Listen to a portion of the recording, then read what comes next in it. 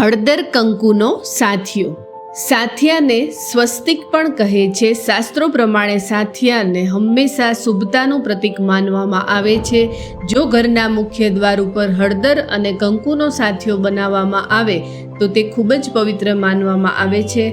હળદર અને કંકુથી બનાવેલા સાથિયાની ઉર્જાથી વાસ્તુદોષ દૂર થાય છે, માં લક્ષ્મીની કૃપા પ્રાપ્ત થાય છે, ઘરમાં સકારાત્મક ઉર્જાનો સંચાર થાય છે અને સુખ શાંતિ બની રહે છે. હળદર અને કંકુને પવિત્ર માનવામાં આવે છે.